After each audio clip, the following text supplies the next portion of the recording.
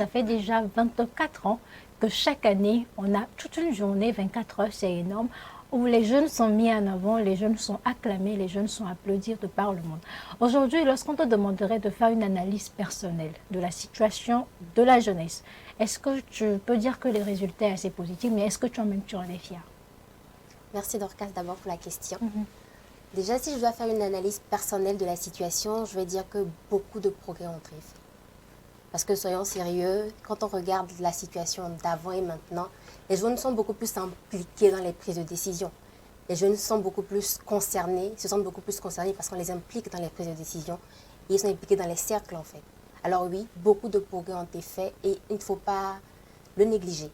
Cependant, il est vrai qu'il reste encore beaucoup de choses à faire. En tant que jeune, je suis jeune aussi, il faut dire que chaque jour que Dieu fait, on est confronté à beaucoup de défis. Le plus courant, c'est le chômage. Soyons sérieux, en vrai. Beaucoup de jeunes aujourd'hui chôment, mais vraiment. Je suis jeune diplômée, je n'ai pas dit que je suis au chômage, mais c'est vrai que ça ne court pas les rues, ça court très les rues de voir beaucoup de jeunes qui sont au chômage. Et en dehors de ça, il y a plein d'autres défis.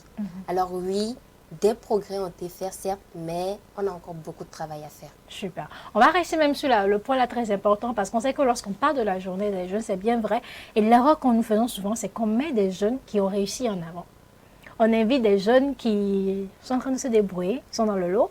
Et l'image que cela renvoie, c'est que ça va, ça marche. Les jeunes travaillent, les jeunes sont activés, les jeunes sont actifs, les jeunes sont impliqués. Mais comme elle a dit, ça ne court pas les rues. Hein. Il y a vraiment cette forte proportion qui est en arrière, qui rencontre ces défis. Alors là, soulever le point du chômage, quelle est ton analyse dessus lorsqu'on prend même le volet chômage? Est-ce qu'on doit commencer par pleurer, par craindre ou est-ce qu'on garde l'espoir? Oui, Dorcas, vous savez, c'est une question très pertinente. Hein. Elle venait de le dire, beaucoup d'efforts ont été faits, mais d'une manière analytique, il faut dire qu'il reste encore beaucoup à faire. Sur le plan global, vous venez de le dire, on met ceux qui ont réussi en avant. C'est vrai, il y a une idée derrière, c'est de motiver, c'est de stimuler et de tout faire, mais il faut aussi, d'une manière statistique, évaluer ceux-là qui sont là et qui ne sont pas impliqués directement. Donc, il faut prendre des mesures adéquates déjà à la base pour voir comment les impliquer, comment arriver aujourd'hui à élever leur niveau, être au même niveau que ceux-là qui ont réussi et qu'on met devant.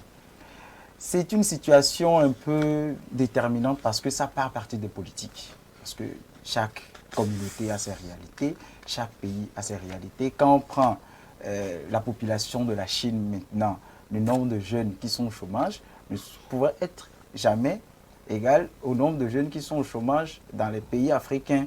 Ça veut dire que c'est une question de statistiques et aussi ça dépend aussi de la démographie et aussi des politiques.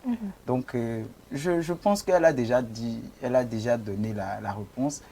Beaucoup d'efforts ont été faits, ne sont pas mitigés aujourd'hui, mais d'autres mesures aussi peuvent être envisagées pour vraiment avoir le résultat escompté.